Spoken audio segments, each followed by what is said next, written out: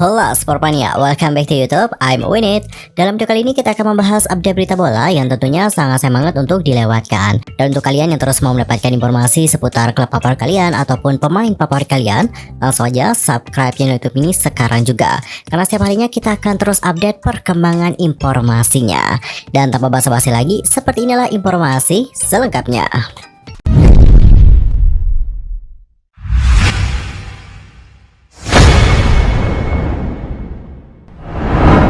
Di informasi pertama kita akan membahas terlebih dahulu tentang Arsenal yang terus dipepet nih oleh Manchester City di klasemen Liga Inggris 2022-2023.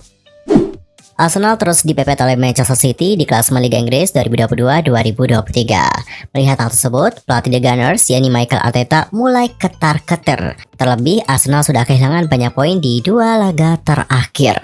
Yaps, Arsenal memang saat ini memiliki peluang besar untuk meraih gelar juara Liga Inggris 2022-2023. The Gunners berhasil menduduki posisi teratas klasemen sementara Liga Inggris dengan torehan 74 poin. Akan tetapi untuk The Gunners gagal nih dalam poin penuh di 3 laga terakhir, baik itu ketika bersua Liverpool, West Ham, dan yang terakhir adalah Southampton.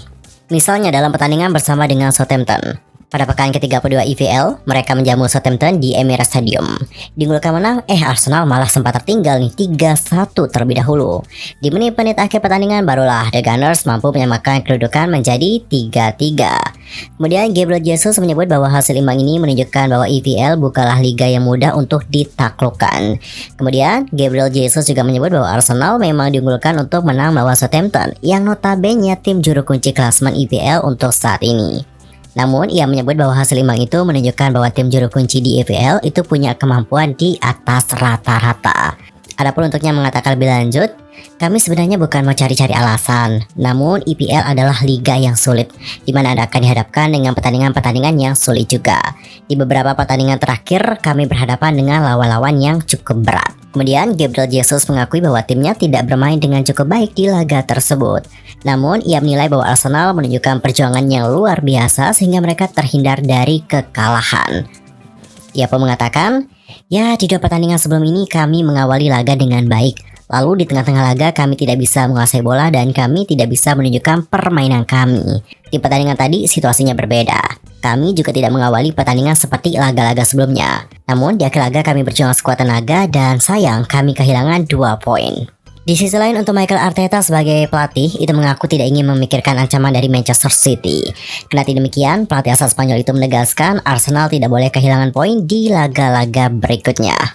Seperti yang dilansir dari laman resmi Arsenal, Mikel Arteta mengatakan, saya tidak ingin membandingkan dengan Manchester City, kami harus fokus pada apa yang kami miliki, dan alasan mengapa kami kehilangan poin tersebut. Saya pikir itu adalah 2 pertandingan yang berbeda menurut saya, dan permainan akan berubah seperti itu jika kami mencetak penalti. Itu adalah permainan yang berbeda. Marginnya juga sangat-sangat kecil di liga ini, dan mereka harus berusaha keras untuk mendapatkan hasil yang Anda inginkan, atau bahkan terkadang hasil yang pantas Anda dapatkan. Dan untuk sekarang, The Citizen itu berpeluang menyalip Arsenal dikarenakan tim asuhan Pep Guardiola itu punya tabungan 2 laga lebih banyak dibandingkan dengan sang pemuncak klasemen Liga Inggris tersebut.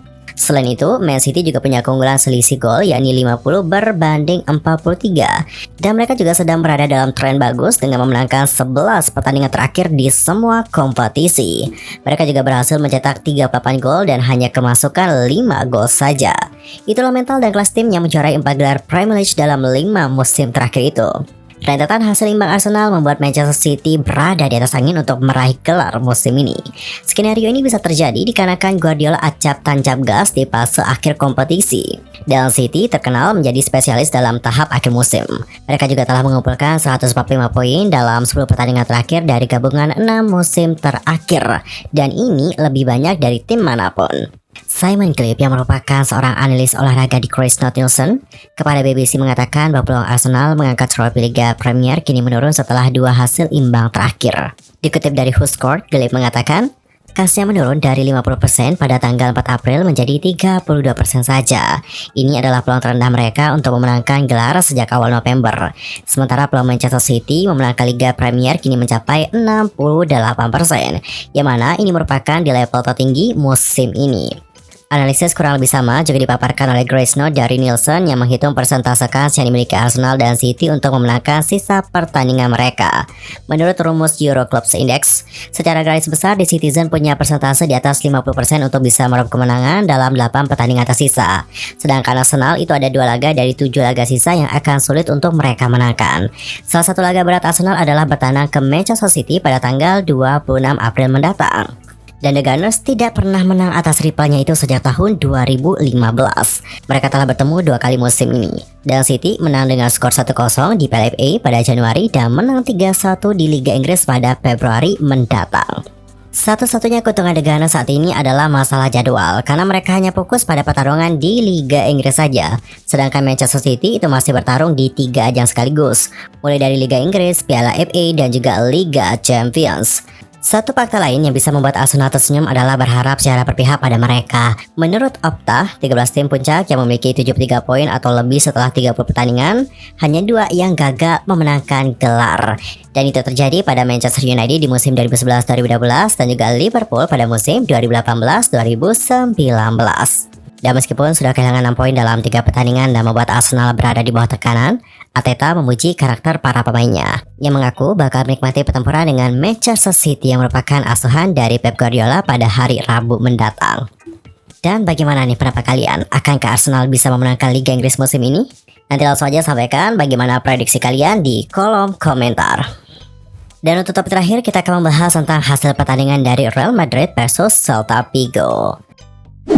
Real Madrid itu kembali memetik kemenangan di jornada ke-30 La Liga 2022-2023. Menjamu Celta Vigo di Santiago Bernabeu, Los Blancos menang dengan skor 2-0. Adapun untuk gol kemenangan Real Madrid ini dicetak oleh Marco Asensio di babak pertama dan juga Eder Militao di babak kedua. Berkat hasil itu, Real Madrid bertengger di peringkat kedua klasemen sementara La Liga dengan raihan 65 poin. Sementara kekalahan ini membuat Celta Vigo harus puas tertahan di peringkat ke-12. Dan yuk kita bahas bagaimana jalannya pertandingan antara Real Madrid versus Celta Vigo. Sejak awal-awal laga, Celta Vigo yang berstatus sebagai tim tamu mencoba mengambil inisiatif serangan. Namun perlahan tapi pasti Real Madrid mulai menguasai jalannya pertandingan. Mereka mendominasi penguasaan bola dan juga memaksa Las Celestes bertahan di area kotak penalti mereka. Meski mendominasi penguasaan bola, Madrid kesulitan untuk menciptakan peluang yang bagus. Mereka kesulitan mengalirkan bola ke depan dikarenakan Celta Vigo bermain dengan sangat solid. Baru di menit ke-42, Real Madrid akhirnya membobol pertahanan Celta. Diawali dari pergerakan Vinicius di sisi kiri, sang winger kemudian mengirimkan umpan tarik ke kotak penalti yang kemudian disambar oleh Marco Asensio dengan sontekannya. Skor 1-0 ini pun tidak berubah hingga wasit meniupkan peluit tanda berakhirnya babak pertama. Kemudian memasuki babak kedua, Real Madrid langsung tancap gas. Hasilnya adalah Los Blancos sukses menggandakan keunggulan mereka di menit ke-47. Berawal dari sepak pojok Asensio, Eder Militao berhasil menyambut bola itu dengan sundulan keras dan bola menghujam gawang Celta Vigo. Dan Los Blancos unggul 2-0 atas sang tamu. Tertinggal 2-0, Celta Vigo juga mulai meningkatkan intensitas serangan mereka. Namun sayang nih, sejumlah peluang yang mereka hasilkan tidak diselesaikan dengan baik. Malahan ya di menit ke-61, Madrid nyaris membobol gawang Celta melalui sundulan Karim Benzema. Namun kali ini Villar mampu menghentikan peluang tersebut. Kemudian di menit ke-77, Celta Vigo juga akhirnya membuat peluang yang mengancam gawang Real Madrid. Mendapatkan umpan dari Beltran, Olago Aspas melepaskan tembakan akurat ke gawang Madrid. Dan tembakan itu memaksa Courtois melakukan penyelamatan gemilang agar bola tidak masuk ke gawang Los Blancos. Di sisa babak kedua ini, Real Madrid dan juga Celta Vigo sama-sama melakukan jual beli serangan. Tim tamu yang tertinggal 2 gol tampil lebih agresif dalam menyerang. Namun, skor 2-0 tidak berubah nih hingga wasit meniup peluit tanda berakhirnya pertandingan. Sehingga Real Madrid mengamankan 3 poin dalam laga tersebut. Dan berikut adalah bagaimana susunan pemain ataupun starting 11 dari kedua tim. Kita mulai dulu dari Real Madrid. Nah, dalam pertandingan itu Real Madrid menggunakan formasi 4-3-3. Dan starting 11-nya terdiri dari Courtois, kemudian ada Camavinga, Rudiger, Militao, Nacho, Ceballos, Tchouaméni, Valverde, Vinicius Jr., Benzema, dan juga Marco Asensio.